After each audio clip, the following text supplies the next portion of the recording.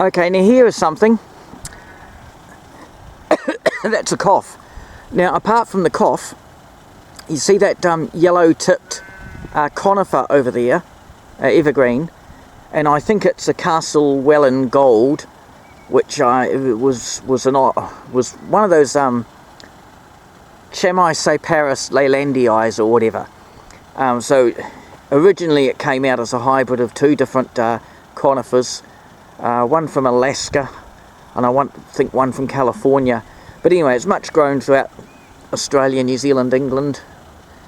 And look at this, look at the shape of it. Now see, what that has been caused by is salt winds off the sea.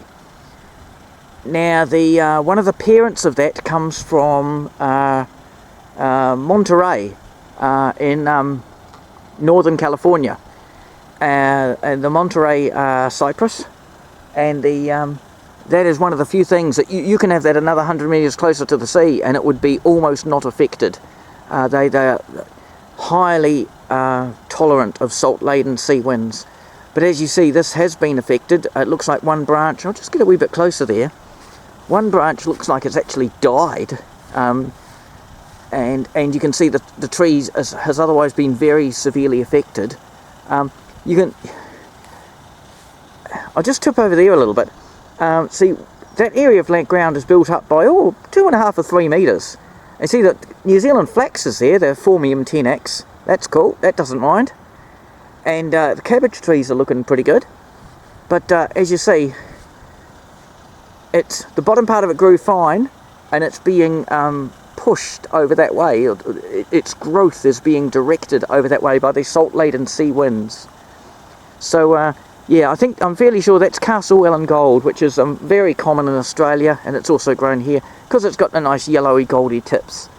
They grow that from cuttings because it's a coloured sport or offshoot of one of the several leyland cypresses ones.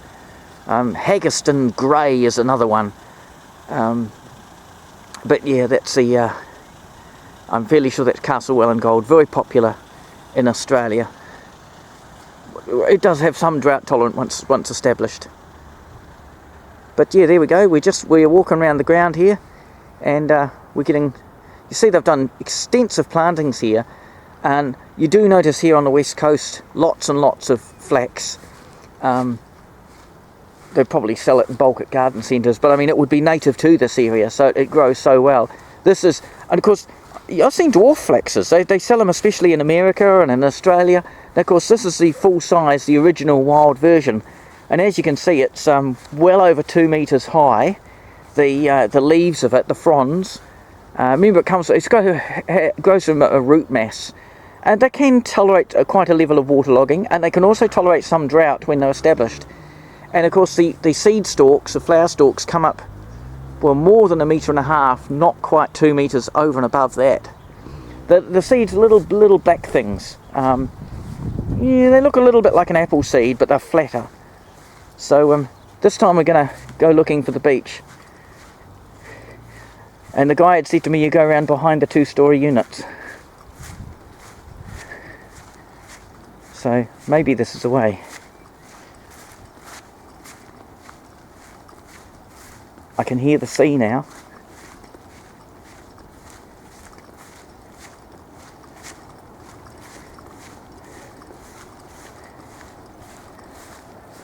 I'm glad I didn't try to walk down here, because if I can see where people have, walked or slid down, but I do not want to do my ankle in here in Greymouth. I'm quite looking forward to the drive back tomorrow, actually. In the past, I've gone to Greymouth and even gone down to Hokitika and up to Ranunga, or up a bit further north than Greymouth, and got back to, and even gone as far as Taylorville, and then got back to Christchurch in just one day. But it's a very, very long day. Yeah, I've done more Ks in Australia in one day, but it's arduous going through those the Otira and the Arthur's Pass. Now here's a little track. Goodness knows where this track goes. And there's our beach.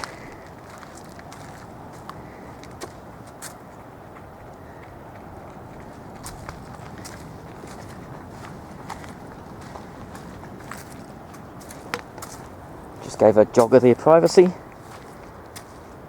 It's obviously can take a vehicle. It's good dry gravel. You can just get by a normal car on this. Yeah, I mean, look, see, there's no, see how the flax is really, there's no problems with it. And the cabbage trees, they're not eaten away by the salt winds. And there's various, and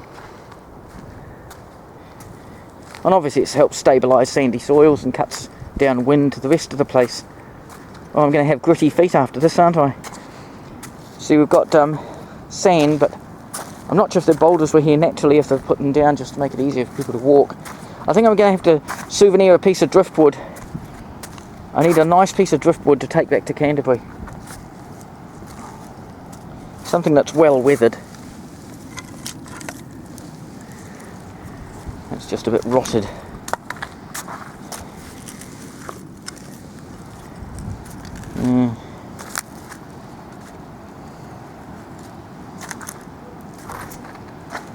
So here we go, that is the Tasman Sea. So let's see, Greymouth. So if you just went, and we're pretty much facing west, Tasmania, as in the southern part of Australia, is sort of go that way, around about 1600 miles. Sorry, about 1600 k's or 1000 miles.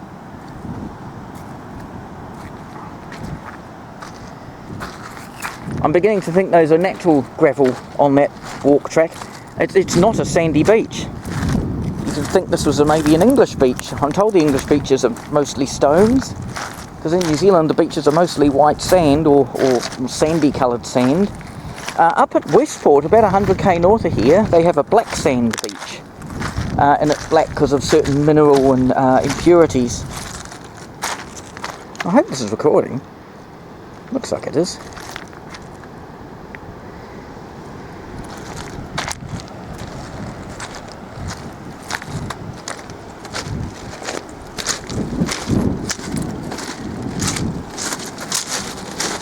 Someone's had a vehicle through here, almost certainly four-wheel drive, with wide tyres.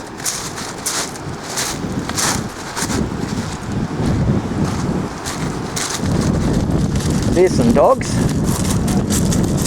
They seem to be behaving themselves. Some more tyre tracks.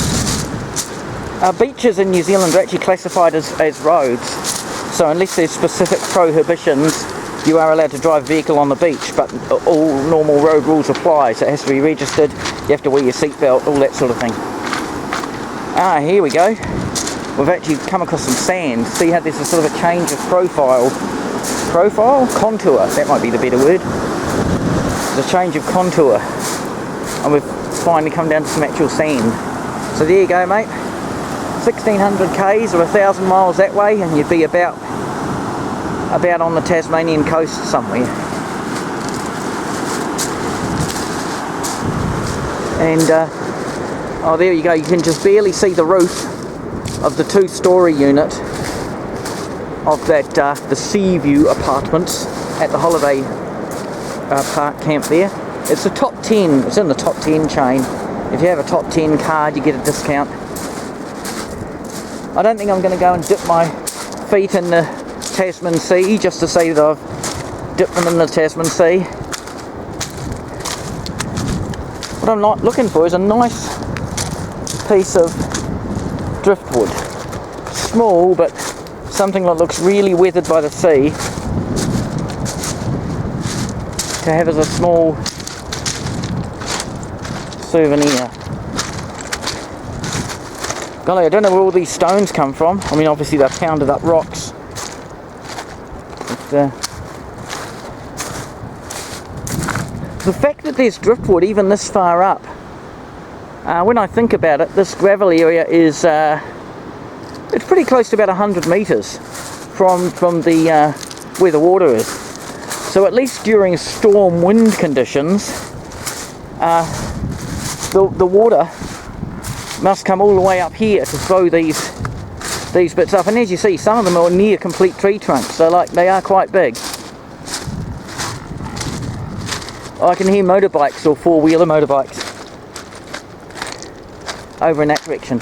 There we go, and you could just see the treetops of those Norfolk Island pines. Remember, I was on that raised area and I was just pointing towards them. So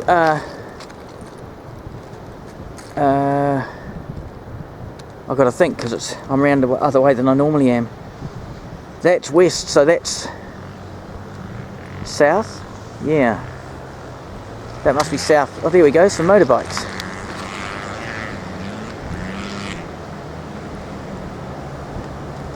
Or some people without motorbikes, but the sound of motorbikes underneath them.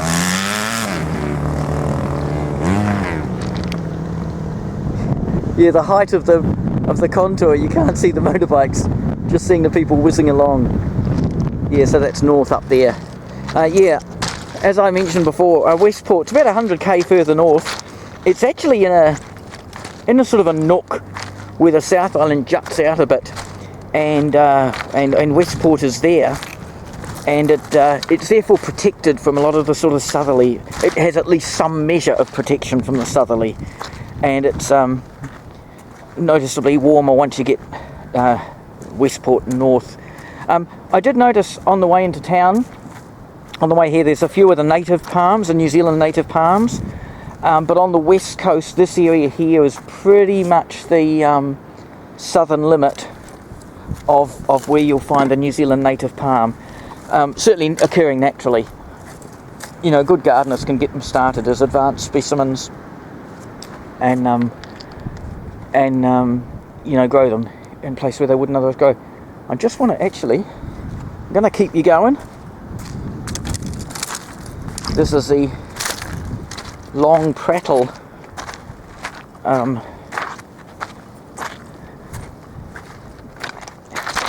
almost went completely over with that one. I think that's a tree fern trunk, that one there. Let's get that in the camera. Because so you can see the look of it's quite different. But there's absolutely nothing left of it. No fronds at all left on it. So I think that's been washed around by the sea. So obviously some erosion at some point. A tree fern that was fairly near the sea got washed out. It's been rubbed up and down in the sea on things. And there it is. In New Zealand they're called panga, which is sometimes, it's a Maori word, it's sometimes spelled a couple of different ways, P-O-N-G-A or P-U-N-G-A, panga. The New Zealand ferns, including the tree ferns, do not have thorns, whereas the ferns, especially tree ferns, in some countries do have thorns, spines of some kind. So, yeah, I might stop this recording here, take a couple of stills. Alright folks, I'm sure this has prattled on for a very long time. But yeah, look at that, you can see, and this trunk here, that's 2 feet diameter, over half a metre, not quite a metre. You know, this stuff was clearly washed up by storm, you know, wind and tides at certain times, so yeah. And you notice the flax here, it's only about 1.5 meters high. So,